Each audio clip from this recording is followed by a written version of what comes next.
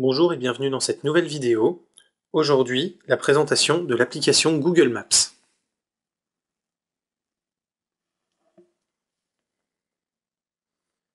L'application Google Maps a plusieurs fonctions. Elle vous permet de rechercher autour de vous quelque chose qui a pour vous un intérêt, par exemple votre opticien, un restaurant, une grande surface, un vétérinaire. Elle va également vous permettre de calculer les trajets à pied ou en voiture pour ces diverses recherches. Elle va également vous servir de GPS avec un vrai guidage vocal et un effet 3D pour pouvoir vous rendre en voiture par exemple à l'endroit désiré. Donc il y a déjà la présentation générale. Lorsque vous cliquez sur le petit bouton en bas ici, si le GPS capte une donnée, ici nous sommes en intérieur donc ce n'est pas le cas, il va automatiquement vous placer à l'endroit où vous vous trouvez avec un point bleu. L'avantage est de pouvoir ensuite, en tapant une recherche, rechercher autour de vous. Si par exemple je cherche bien justement Optical Center, ceci n'est pas une publicité, c'est juste que j'en ai eu besoin récemment.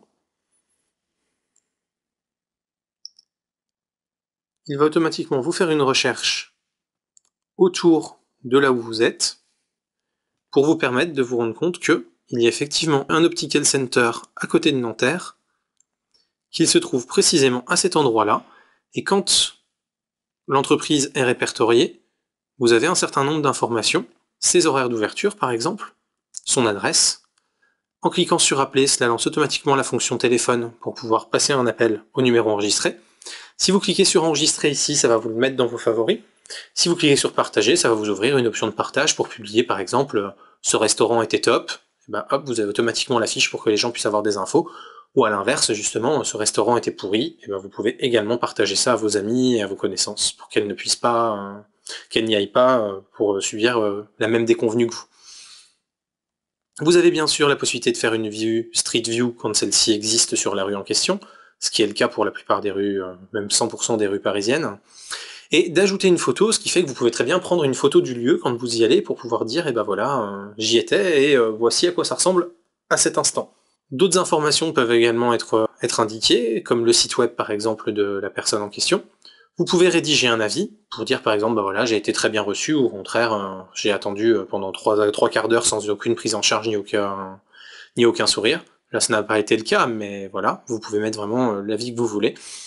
Et vous avez la possibilité, en faisant signaler un problème, de dire que l'enseigne n'est pas bien placée. Et dans ce cas-là, vous allez par exemple pouvoir la déplacer, ou que les horaires ne sont pas bons, et vous allez pouvoir proposer des nouveaux horaires, etc. pour maintenir la fiche à jour. Donc voilà. Si vous cliquez sur itinéraire en bas, vous allez donc créer un itinéraire automatiquement de votre position vers votre recherche. Vous avez la possibilité de le faire en voiture, de le faire via des transports en commun. Là, en l'occurrence, il faudra qu'il ait la localisation précise pour savoir quelles lignes de transport en commun sont disponibles. En vélo, en essayant de privilégier donc des zones où les pistes cyclables sont répertoriées dans Google Maps, et à pied, où il va essayer de vous éviter de prendre par exemple l'autoroute et de vous retrouver à marcher sur la bande d'arrêt d'urgence. Notez bien sûr que ces divers critères ne sont pas forcément sans risque, puisqu'il est déjà arrivé, et ces anecdotes sont connues, certaines personnes se retrouvent justement sur l'autoroute, sur une voie rapide à marcher, et donc se mettent en danger parce qu'elles avaient suivi bêtement Google Maps. Certaines voies ne sont pas bien catégorisées. Si vous cliquez sur ma position ici, vous allez pouvoir aussi choisir un autre point de départ pour faire un calcul d'itinéraire. Par exemple, je suis à La Défense.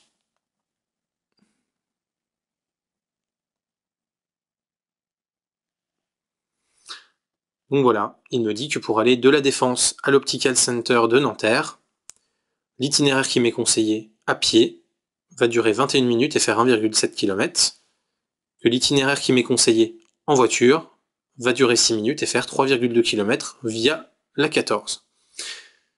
J'ai ensuite des itinéraires alternatifs en dessous, avec une coloration qui m'indique l'état du trafic, pour que je puisse savoir si, par exemple, il y a des embouteillages, puisque maintenant, en plus, l'ensemble des infos trafic et des informations remontées par les utilisateurs de l'application Waze, qui sera l'objet d'une future vidéo, sont également remontées dans Google Maps, ce qui prend donc en compte les travaux, les déviations et ce genre de choses.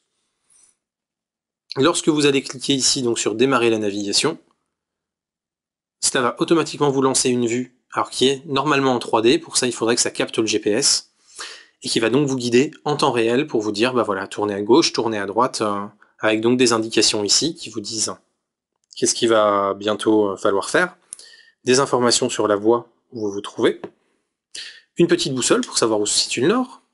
Si vous cliquez ici, vous pouvez automatiquement passer à l'étape suivante pour pouvoir décomposer le trajet avant de le faire.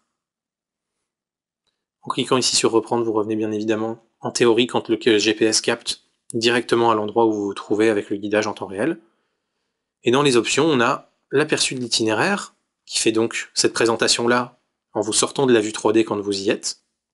Vous avez l'itinéraire détaillé, qui vous donne en gros votre fiche de route un peu à la mode Mappy ou Via Michelin. Vous avez ici réactiver le guidage vocal ou désactiver le guidage vocal si vous voulez activer ou désactiver la voix. Et activer la vue satellite qui va donc chercher les images satellites pour vous permettre donc de vous rendre compte de l'endroit où vous vous situez avec un peu plus de facilité. Si vous cliquez sur la touche retour 2 fois de suite, vous revenez bien sûr au mode carte et au mode recherche, avec donc la possibilité de refaire des nouvelles recherches. Vous avez ici un petit menu qui vous permet d'afficher l'infotrafic. Donc on se rend compte que sur la région parisienne, cette infotrafic est assez précise puisqu'il y a énormément de voies qui sont répertoriées.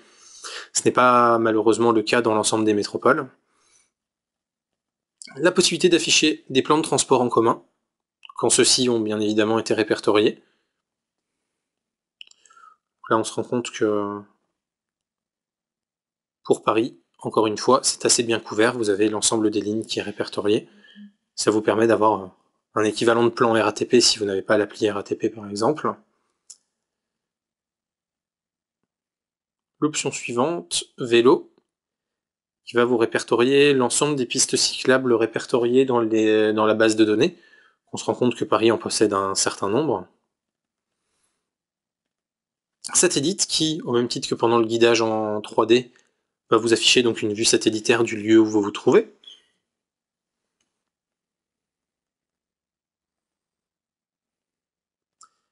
Et si vous cliquez sur Google Earth, vous allez automatiquement lancer l'application Google Earth si elle est installée, pour aller visualiser cela avec des possibilités de 3D ou des choses comme ça. Au niveau paramètres, vous avez donc le compte, ici, la possibilité de mettre vos adresses de domicile ou de travail, pour pouvoir accéder plus facilement à un trajet du type vers travail, vers domicile. Les paramètres de localisation qui disent ce que vous acceptez que Google utilise comme localisation, vous voyez, donc c'est vraiment géré par Android de base, hein, c'est pas l'application Google Maps elle-même qui le fait. Donc vous avez un historique, vous pouvez choisir bien sûr les unités de distance qui sont affichées, envoyer des commentaires à l'équipe pour dire ce que vous en pensez, soumettre des nouvelles options ou des rapports de bugs. Ils sont en général assez réactifs, j'ai eu pour ma part des réponses sur la plupart des suggestions que je leur ai faites. Un petit didacticiel qui peut vous expliquer au même titre que cette vidéo comment ça fonctionne, et le à propos conditions confidentialité qui est en gros les conditions générales d'utilisation, les conditions, les CGU comme on dit, donc les conditions générales d'utilisation. Voilà, on va désactiver cette option-là. Donc on retrouve encore envoyer un commentaire et les conseils et astuces ici. Et on va maintenant voir que il y a deux autres choses qui sont utiles quand on est par exemple en voiture. La recherche vocale. Alors on va juste effacer la recherche. Et donc si je clique ici, station-service.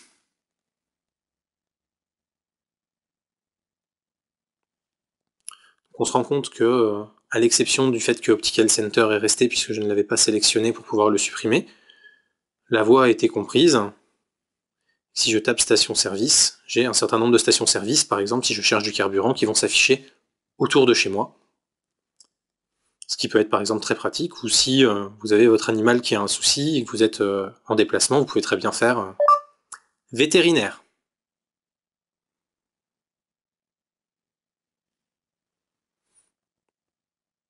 Voilà, là encore une fois, on se rend compte que ça marche plutôt pas mal. Ça permet d'effectuer une recherche assez rapidement. Quand vous cliquez ici, vous avez la liste de l'ensemble des réponses liées à votre recherche, ce qui va vous permettre éventuellement de choisir un autre Optical Center qui est un proche de chez vous.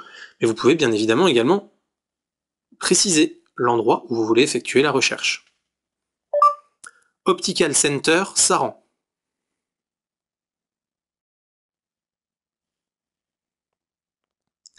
Donc on se rend compte ici par exemple qu'il a parfaitement compris la demande et qu'il nous place bien à l'endroit de l'Optical Center de Saran et qu'on va donc pouvoir faire un itinéraire entre notre position et l'Optical Center en question. Donc voici, quand vous allez faire ici, vous allez avoir l'ensemble de vos informations personnelles. Donc les diverses adresses que vous avez consultées en fonction de là où vous avez voulu aller, les adresses qui sont enregistrées pour avoir vraiment les adresses que vous préférez, l'adresse de votre domicile ou de votre travail, et le nombre d'avis que vous avez. Et quand vous cliquez sur les 11 avis, il va automatiquement vous recharger les divers avis que vous avez mis pour que vous puissiez voir l'ensemble des avis que vous avez mis sur les divers lieux que vous avez visités. Voilà. Donc ça, c'est vraiment votre compte personnel à vous. Quand vous allez cliquer ici, vous revenez sur une possibilité de créer des trajets sans forcément effectuer une recherche. Vous pouvez très bien taper une adresse ici, une adresse là, hop, ou ma position et l'adresse de destination manuellement. Et quand vous cliquez ici, vous pouvez bien sûr inverser pour dire je veux aller de un endroit déterminé à ma position. Bon, vous allez me dire le critère a assez peu d'intérêt, mais si par exemple on veut savoir combien de temps quelqu'un mettra à venir, et ben ça peut permettre de tenir compte des conditions de trafic dans son sens de circulation et pas dans celui où vous auriez été voir la personne en question. Ce qui peut avoir un impact s'il y a une déviation ou des choses comme ça. Voilà pour la présentation de Google Maps, que je trouve à mon sens être un outil extrêmement pratique et quasiment indispensable pour toute personne ayant un smartphone.